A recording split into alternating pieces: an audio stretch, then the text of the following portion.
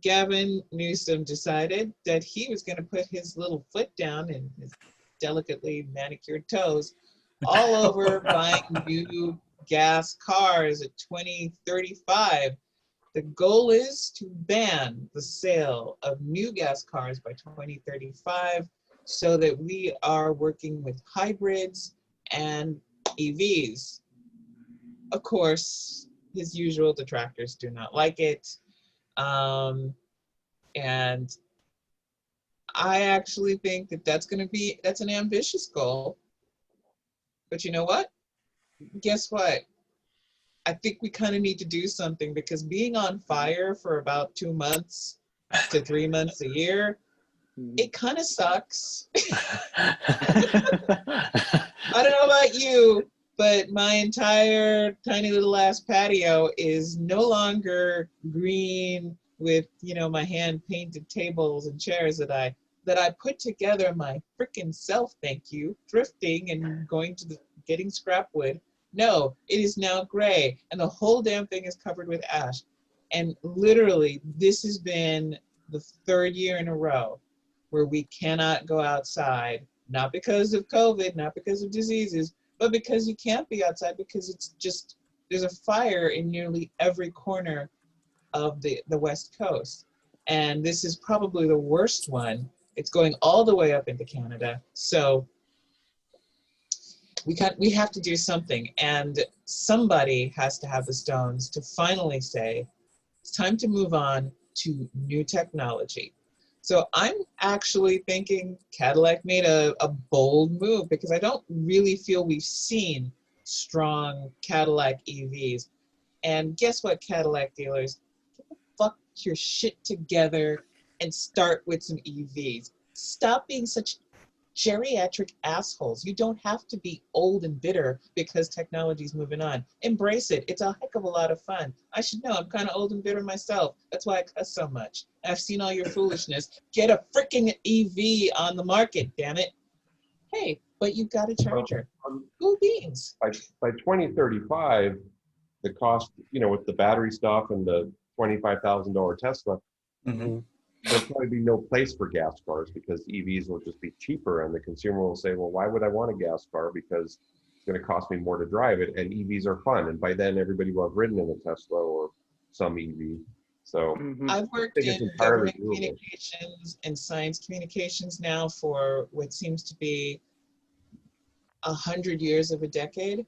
And smart people with degrees or any kind of success, are absolutely the hardest people, that's just a beer, and are the hardest people to convince to actually change direction. Even when you're pointing out to them, you're heading straight into a wall, you know that, right? Here's all the data, here's what I know, I have expertise in my area, and you know that thing, that very niche thing, and I grant you your expertise and experience, but you cannot get smart, experienced, powerful people to shut the fuck up and listen for once. And so I am never surprised that getting a large group of people to just kind of veer off the destructive track and onto something that makes perfectly good sense and that they can do. It just requires a slight amount of discomfort to just change. You can't get them to do it, but you know what? Somebody, I'm very happy that he actually managed to do that. I wish him well. He's going to get excoriated, because we do have a really loud and disruptive bunch of conservatives that dislike everything he does. But it's a good move. It points towards the future. And the great thing, and one of the slight tangent, one of the disconcerting things about, let's say, Bill Barr declaring certain cities anarchist jurisdictions. Yeah, okay. One of the things a lot of Americans don't understand is that there are 2 very large markets that control certain things, California and Texas. So I'm going to use the textbook example. California is a large enough market for textbooks that we don't have to deal with whatever bullshit the Texas school board says should be in their school books.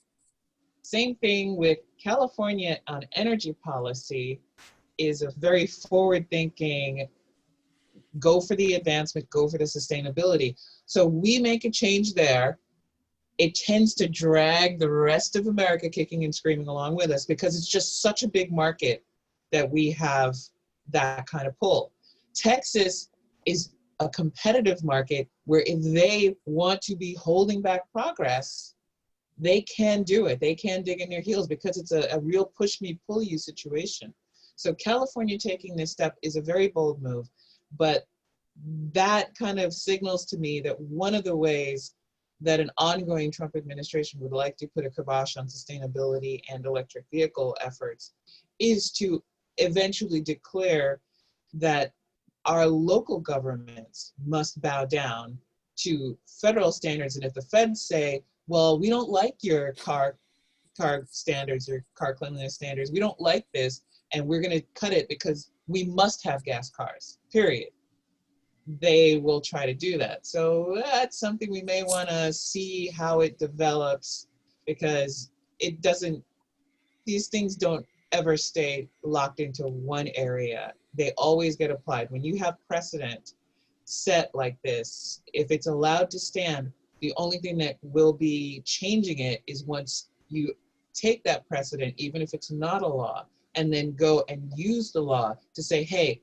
this violates the law, and now we must come up with a clear standard and a clear law to say, you can't do that. Here's why. It's according to this level of thing. And always remember, the one rule with settled law is there is no such thing. Yeah. All you need is somebody with a standing to take that case, and a set of lawyers that are willing to fight that case, and a judiciary that is friendly to overturning anything that's been settled. That's all it takes in America. And a lot of people have believed in settled law or did not even understand many things were not codified into law. And that's kind of why we're on fire in so many different ways in America, because we're that freaking exceptional that we like to set ourselves on fire morally, mentally, environmentally, and medically. So there you go, guys. So wow. Somebody had pointed out that this will actually, if it goes into effect, will actually have the effect of happening 5 years earlier, because nobody will want to be left holding the hot potato. Yeah. So like, yeah, you need a couple other things too, right? You slowly increase the gas tax. Don't just do a big jump. Do like a cent every year from now until 35, right? It's a slow burn.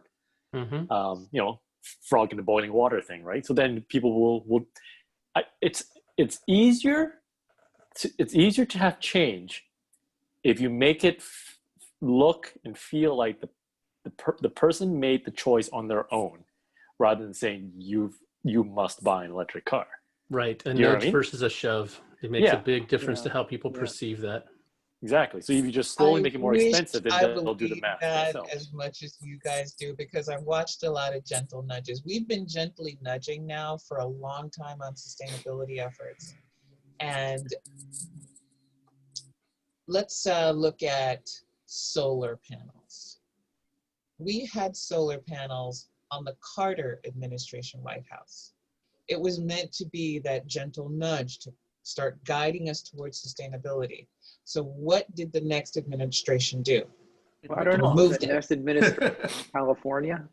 No, but I mean, you no, the next administration was a conservative from California. But you know, the thing is we, and I use the collective American we, because oh God, I got my citizenship. I could have fled. Okay, back to out of the despair. So we like to dig in our heels. And the thing is that when you're talking high profile stuff like this, especially when it's done by high profile people, even when it's just an example, it's got an immediate pushback on it. I mean, I agree with you. I agree with you on gentle nudges. I agree absolutely. But at some point, an authority figure has to step in and kind of put a limit on gentle nudges and set hard consequences. There's a word for that, Georgia. It's leadership. Yeah. Yes. I thought you were going to say fascism. It's. I don't. I think it's. I think it's. Authoritarianism? Yeah, I don't think it's fascism so much as leadership, and there's a subtle difference that unfortunately we've lost the ability Yeah, to we don't discriminate. quite understand that. Yeah, we don't. We look for authoritarians because we want order. The unfortunate thing is that the democratic process is a disorderly process that does create a level of order.